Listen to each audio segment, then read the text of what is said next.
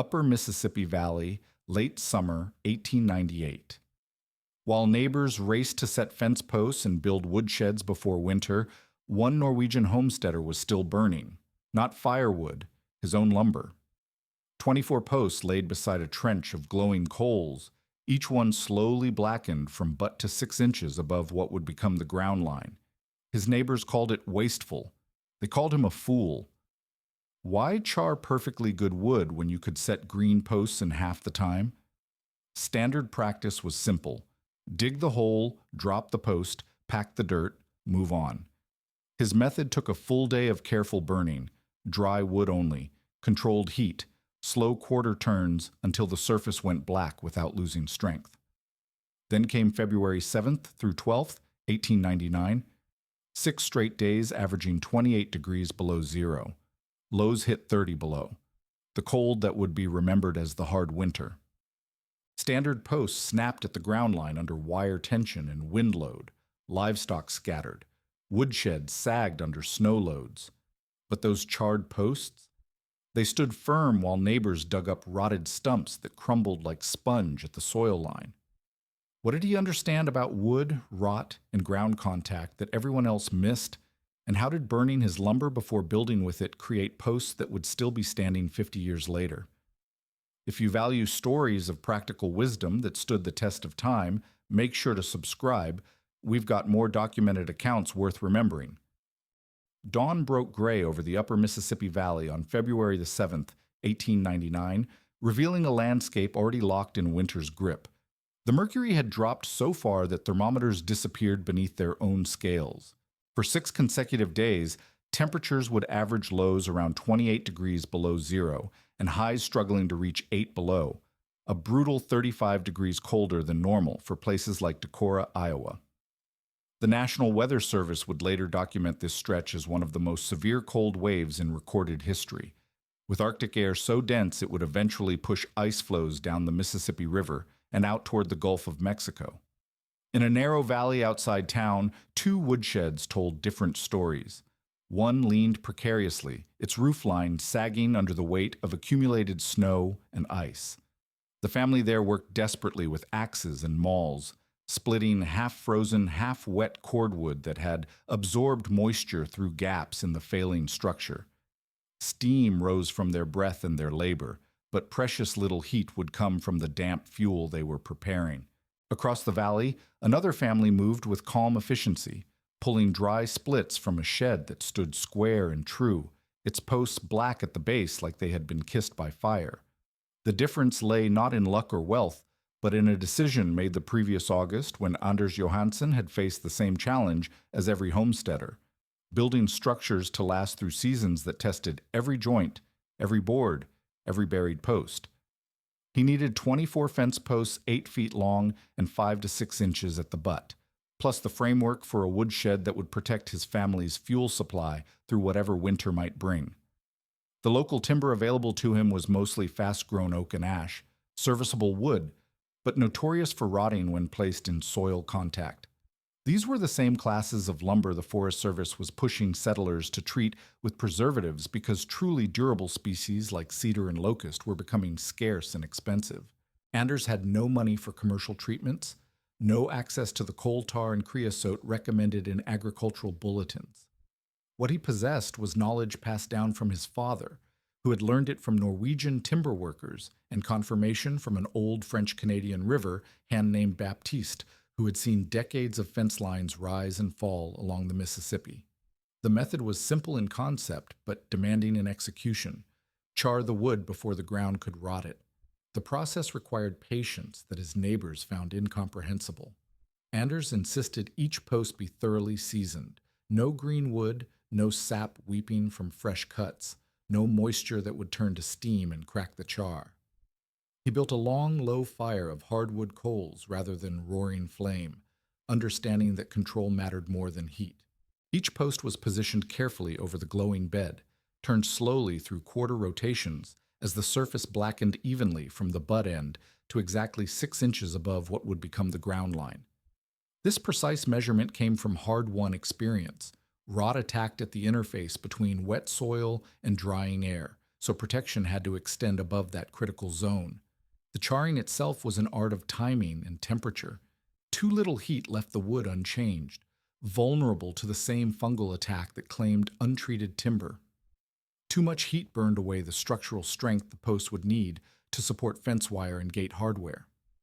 Anders watched for the moment when the surface achieved a deep, even black, without losing the underlying wood fiber that gave the post its load-bearing capacity. When each post reached that perfect char, he smothered it with dirt and ash to stop the burning process cleanly.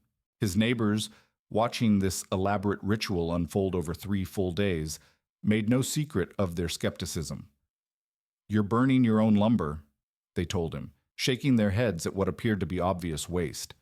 Their own method followed conventional wisdom. Dig the hole, set the green post, pack the earth, and move on to the next task. A fence line could be completed in a day if a man worked efficiently. Anders's approach consumed an entire week from preparation to final setting, time that could have been spent on other pressing homestead duties. The mockery intensified when Anders began setting his blackened posts with the same meticulous care. Each hole was dug 10 to 12 inches in diameter to accommodate a 6-inch post, with depth reaching 30 to 36 inches below the eventual ground line. The charred sections disappeared below grade, leaving only clean wood visible above ground. To his neighbors, the investment of time and effort seemed disproportionate to the task.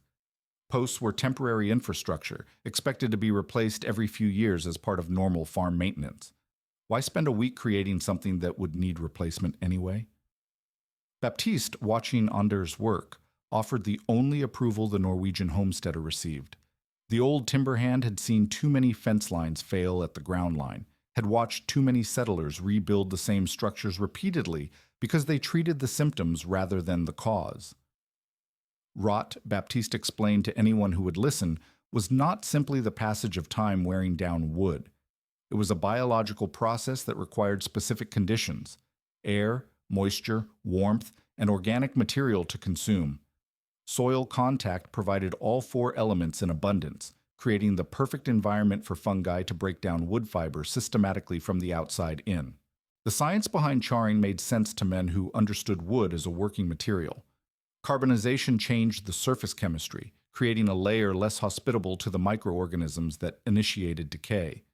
The char acted as both a barrier and a different substance, no longer raw wood with readily available nutrients, but a more water-resistant surface that shed moisture rather than absorbing it.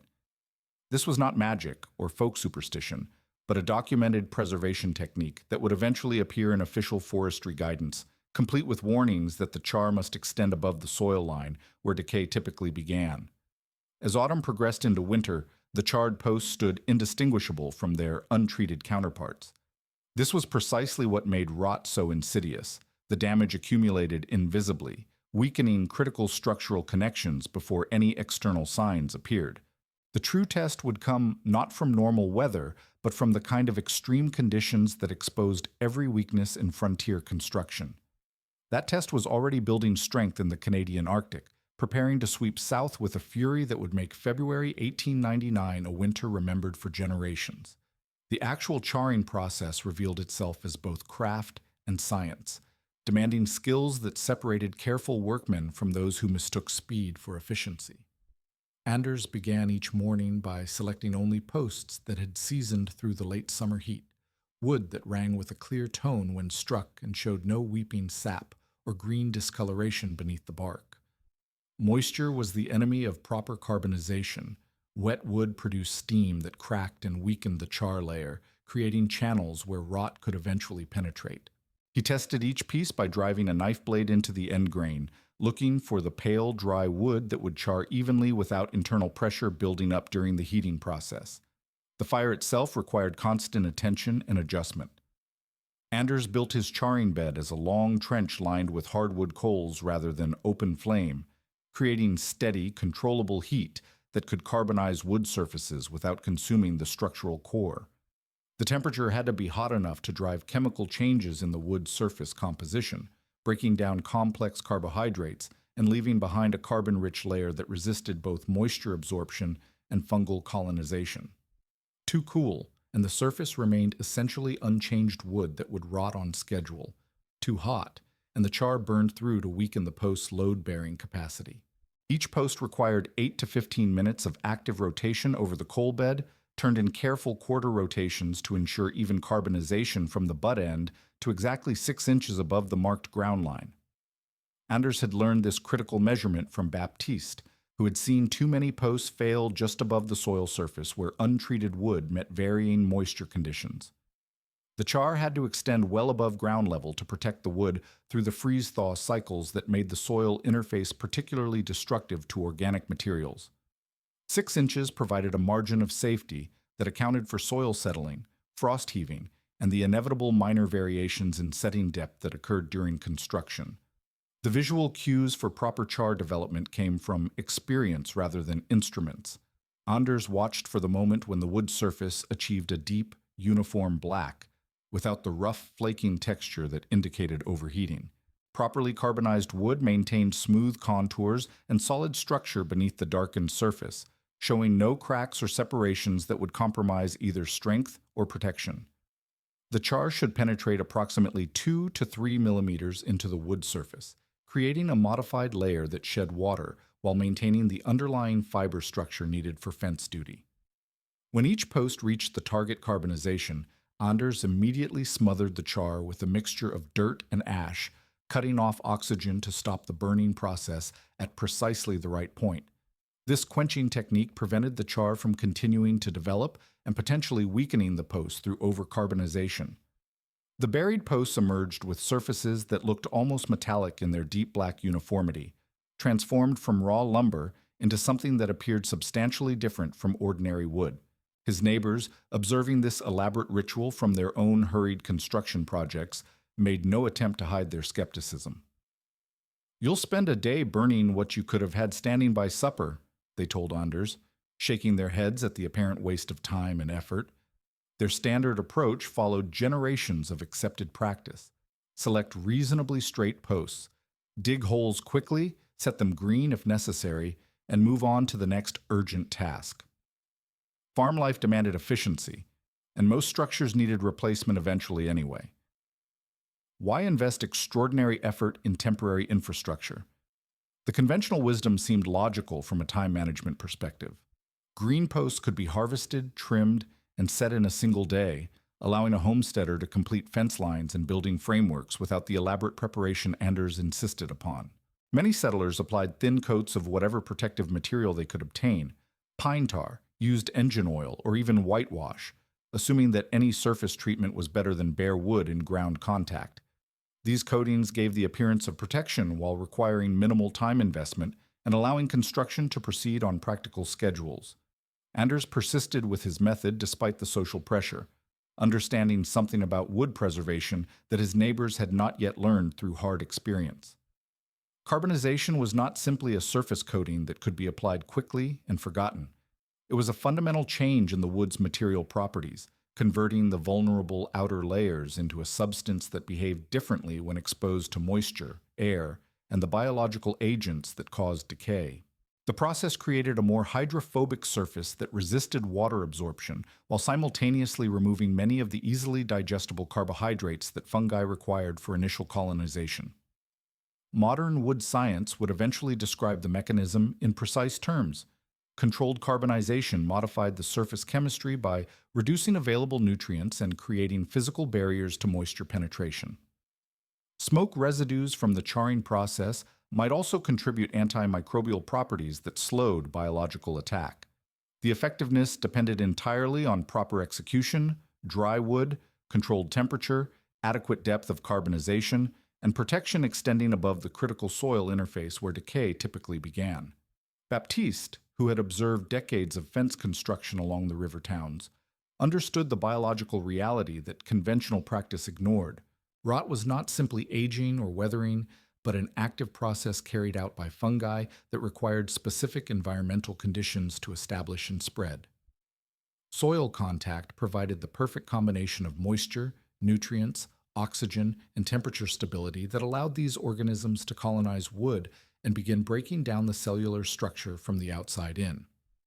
Most decay started at the ground line precisely because That interface offered the ideal conditions for fungal growth.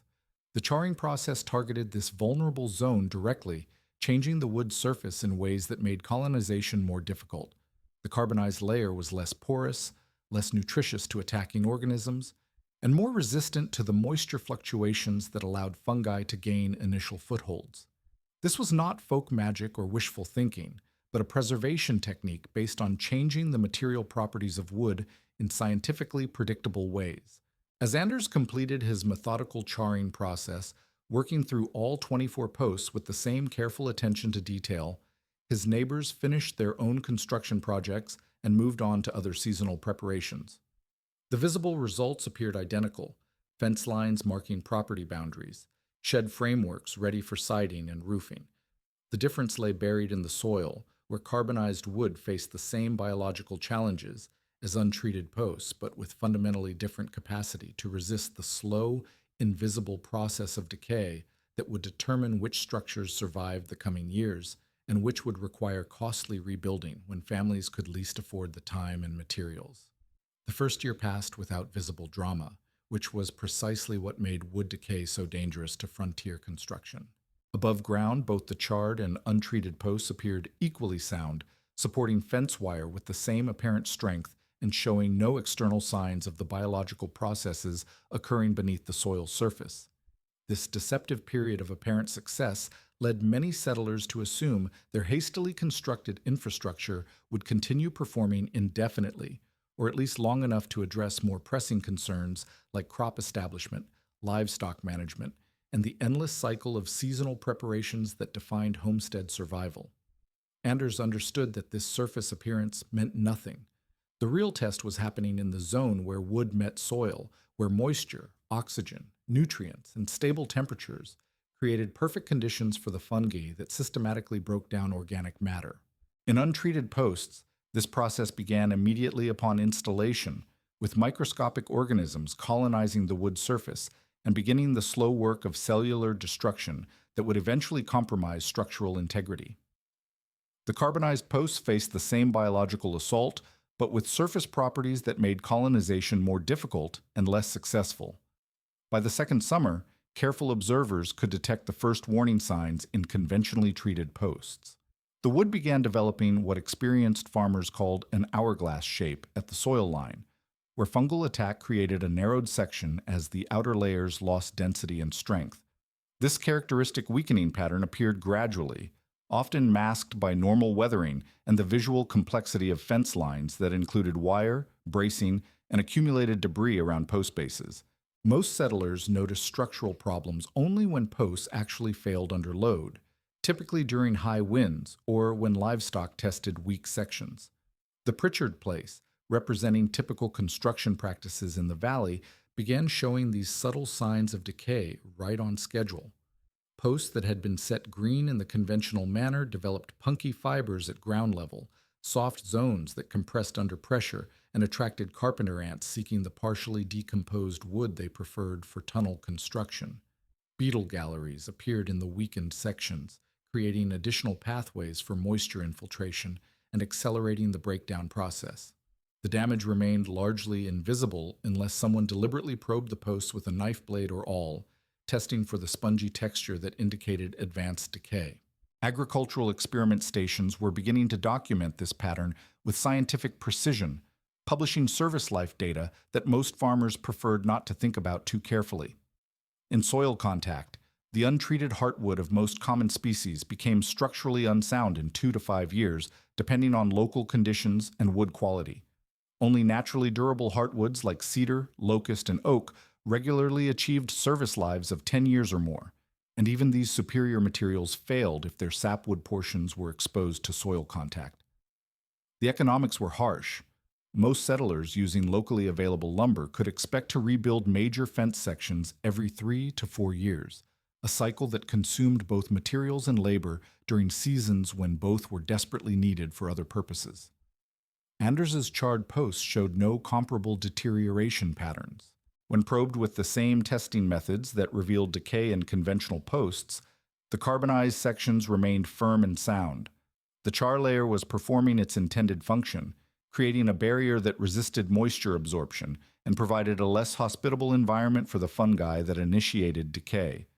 This was not magic, but material science applied through traditional craft techniques that changed wood's surface properties in measurable ways. The difference became more apparent when winter weather applied mechanical stress to fence systems already weakened by biological attack. Wind loads that should have been easily handled by properly sized posts became destructive when applied to structures compromised by rot at the critical soil interface. A corner post designed to handle hundreds of pounds of wire tension could fail suddenly when decay reduced the effective cross-section at ground level, creating a stress concentration that exceeded the remaining sound wood's capacity. The Pritchard fence line experienced its first major failure during a November windstorm that was not particularly severe by regional standards.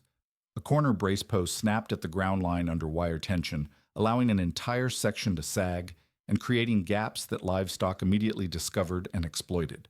The failure occurred at the worst possible time, with winter approaching and limited daylight available for repairs.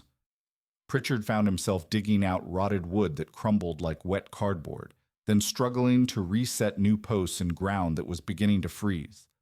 The woodshed situation proved equally problematic, though in ways that were less immediately obvious. Posts that supported the roof structure gradually loosened in their holes as decay progressed, allowing the building to develop a lean that stressed the siding and roofing connections. Small gaps appeared where boards no longer fit tightly together, providing entry points for moisture that threatened the stored firewood inside. Wet wood became a secondary crisis because it would not light readily when heat was most desperately needed, forcing families to consume dry kindling and split wood to ignite damp fuel that should have remained protected. Anders maintained his fence line with routine tightening of wire and occasional replacement of hardware, but required no structural repairs to the posts themselves. His woodshed remained square and plumb, keeping its contents dry through the seasonal moisture cycles that infiltrated buildings with loose joints and shifting foundations. The difference was not dramatic or immediately visible, but it represented the compound advantage that came from addressing problems at their source rather than managing symptoms. The economic implications extended beyond simple replacement costs. Failed infrastructure created cascading problems that consumed time and resources during critical periods. Livestock that escaped through broken fences required pursuit and recapture, often during weather that made such work dangerous. Wet firewood meant higher consumption of dry fuel to achieve the same heating effect, depleting carefully calculated winter supplies. Leaning sheds required bracing and repair work that competed with other essential maintenance tasks. The ground line remained the critical battlefield in this slow-motion conflict between preservation techniques and natural decay processes. Wood above ground level dried between precipitation events, creating conditions less favorable to fungal growth. Wood completely buried in soil-faced stable but oxygen-limited conditions that slowed aerobic decay. The interface zone experienced the worst of both environments, alternating wet and dry cycles that encouraged fungal colonization, adequate oxygen for aerobic decomposition, and temperature fluctuations that accelerated chemical and biological breakdown processes. As the second winter approached, men began walking their fence lines with more attention to structural soundness, wrapping posts with axe handles, and listening for the hollow sound that indicated internal decay. Some posts rang clear and solid, promising continued service. Others produced the dull thud that meant replacement would be necessary before spring work began. The charred posts consistently returned the clear bell-like tone that indicated sound wood throughout their buried sections.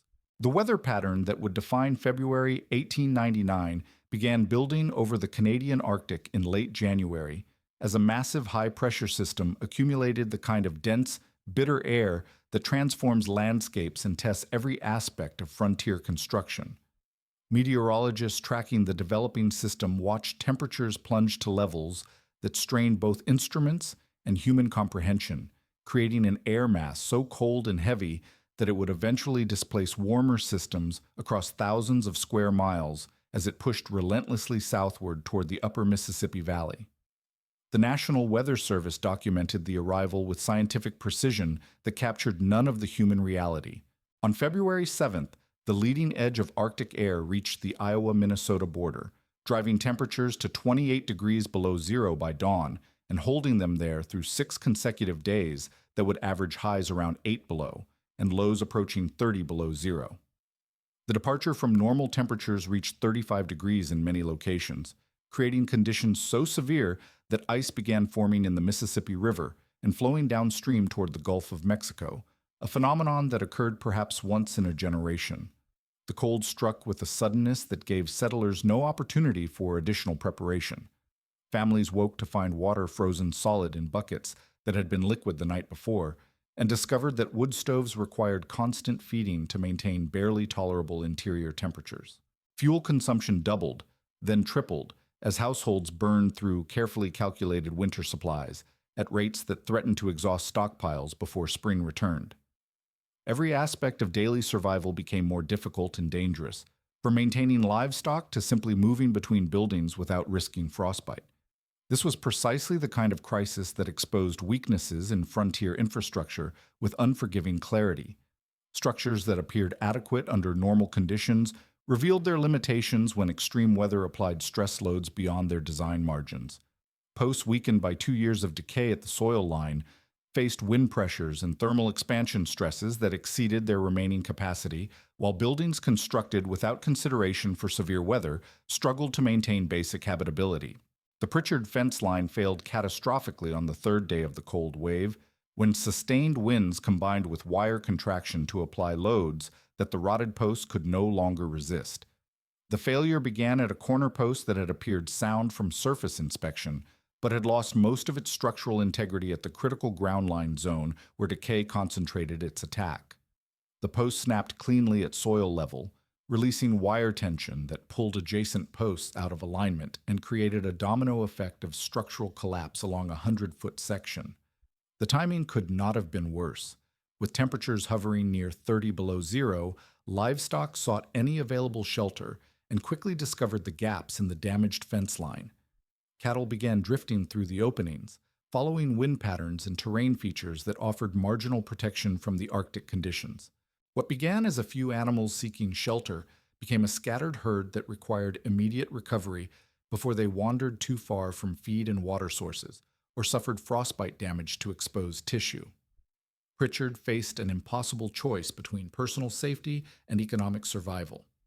Recovering scattered livestock in 30 below temperatures meant risking severe frostbite or worse, but allowing valuable animals to drift and potentially die represented losses that could destroy a family's financial foundation. He wrapped himself in every available layer of clothing and ventured out into conditions that made breathing painful and exposed skin dangerous within minutes, following cattle tracks through snow that had been made powder fine by the extreme cold. The woodshed failure created equally serious problems through a different mechanism. Posts that had gradually loosened due to decay allowed the roof structure to develop a lean that stressed the connection points where rafters met the top plate. Under the additional load of accumulated snow and the thermal stresses created by extreme temperature differentials, these weakened connections began separating, allowing gaps to open in the roof system that had previously shed moisture effectively. Snow found these openings and began infiltrating the stored firewood that represented the family's primary defense against the killing cold. Wet wood became an immediate crisis because it would not ignite readily even with abundant kindling, and it produced minimal heat output while consuming the dry fuel needed to establish and maintain combustion. Families discovered that their carefully calculated winter fuel supplies were inadequate when wet wood forced them to burn twice as much dry material to achieve the same heating effect. The psychological impact was perhaps worse than the immediate physical discomfort. Settlers who had survived previous harsh winters through careful preparation and resource management found themselves facing fuel shortages that threatened basic survival, not through any failure of planning or effort, but because their infrastructure had failed when they needed it most. The realization that structures built according to accepted practices could collapse under extreme conditions created a level of uncertainty that undermined confidence in other aspects of frontier construction and preparation. Anders experienced the same brutal temperatures and wind conditions, but his infrastructure held firm when tested by the worst weather the region had seen in decades. The charred posts supporting his fence line showed no signs of the decay-induced weakness that had caused catastrophic failures elsewhere in the valley. Wire tension that would have pulled rotted posts from the ground remained well within the capacity of sound wood that had resisted biological attack at the critical soil interface. His woodshed maintained its square, plumb construction throughout the temperature extremes, keeping stored fuel dry and accessible when heat meant the difference between survival and catastrophe. The structure that had drawn mockery for its seemingly excessive construction standards proved perfectly matched to conditions that exceeded normal design requirements. While neighbors struggled with wet fuel that resisted ignition and produced inadequate heat, Anders pulled dry splits from protected storage and maintained comfortable interior temperatures with normal fuel consumption rates. The crisis revealed the compound nature of infrastructure failure under extreme conditions. A fence post weakened by decay at the ground line might function adequately under normal loads, but failed catastrophically when extreme weather applied stress beyond the reduced capacity. Similarly, a woodshed with gradual settling due to post decay might shed rain effectively, but allowed snow infiltration when thermal stresses opened gaps in roof connections. These were not design flaws in the original construction, but consequences of biological processes that conventional practice ignored until failure made them undeniable. The difference between sound and compromised infrastructure became measurable in human terms during those 6 days when temperatures remained at life-threatening levels. Families with reliable shelter and dry fuel could focus on basic survival tasks like maintaining heat and caring for livestock. Those whose infrastructure had failed found themselves fighting multiple emergencies simultaneously while exposed to conditions that made any outdoor work dangerous and exhausting.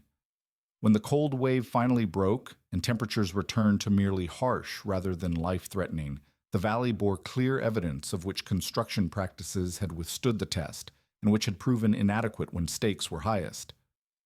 Spring cleanup revealed the full extent of winter's destruction with scientific precision that no one wanted to quantify.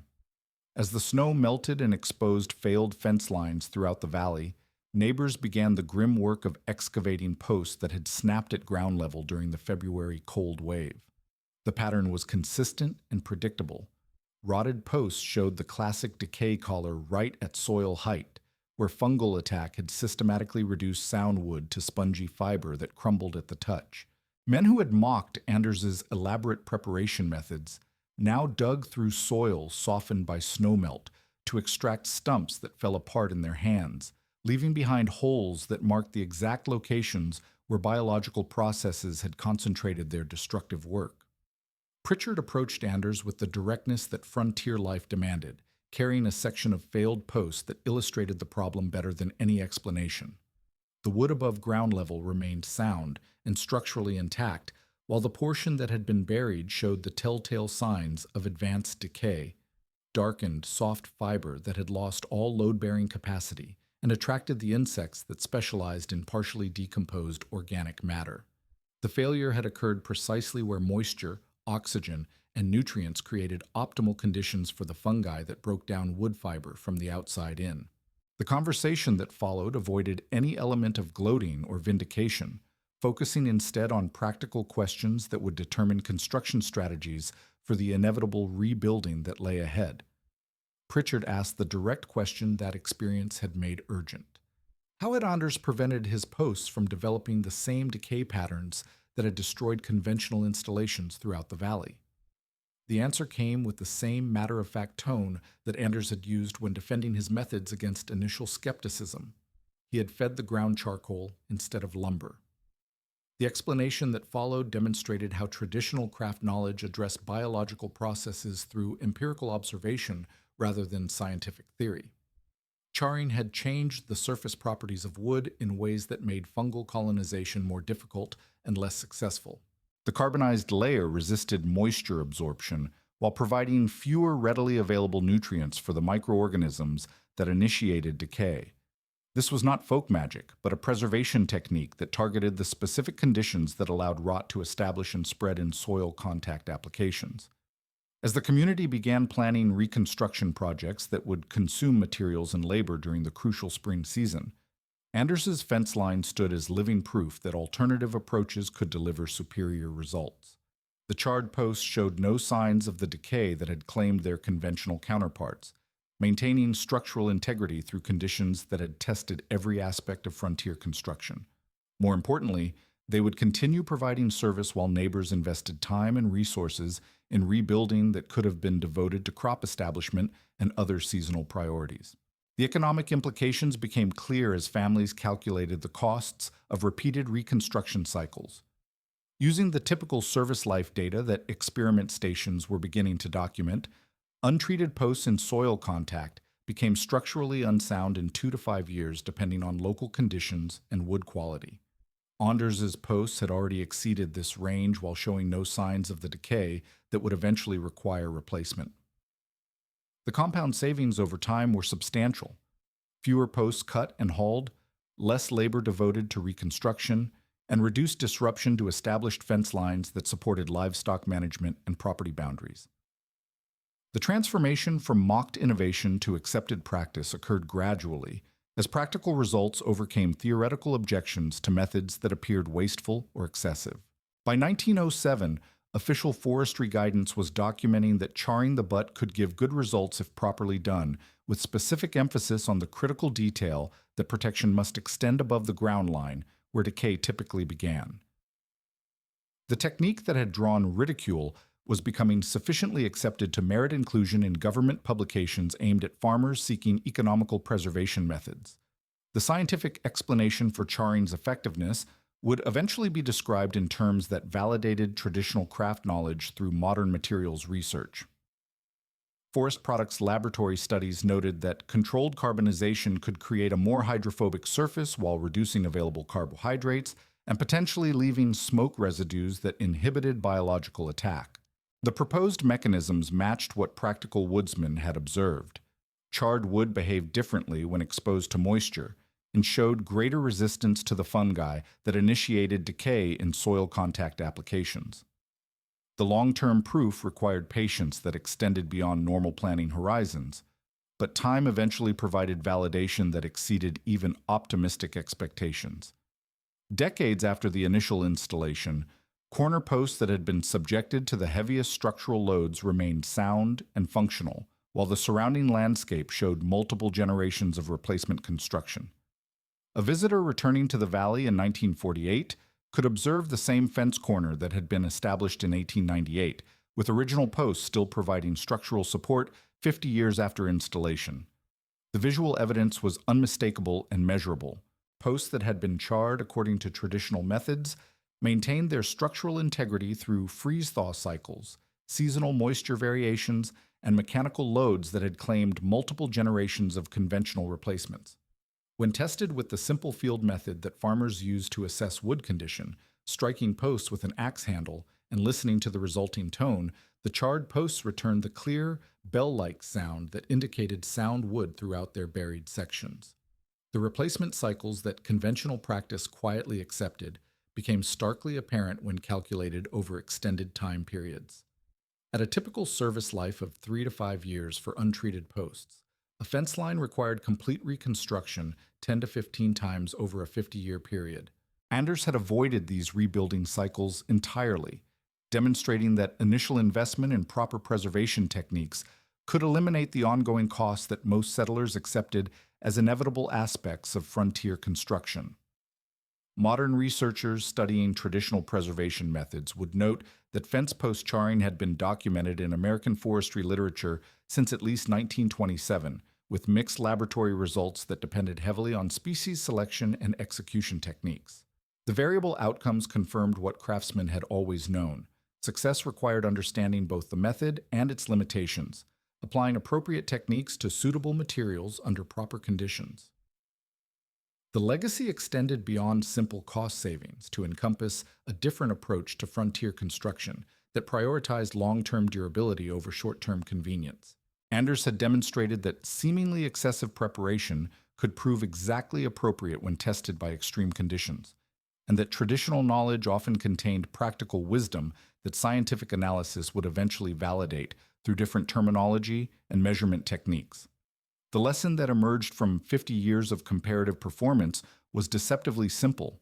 When commercial preservation treatments were unavailable or unaffordable, craftsmen could manufacture durability through techniques that changed wood's fundamental properties rather than simply coating its surface. The method required understanding the biological processes that caused failure in targeting preservation efforts at the specific zones where these processes concentrated their attack. In soil contact applications, that zone was invariably the ground line, where moisture, oxygen, nutrients, and temperature combined to create optimal conditions for decay. Protection that extended above this critical interface, applied through techniques that fundamentally altered wood surface properties, could extend service life far beyond conventional expectations while requiring only traditional tools and locally available materials.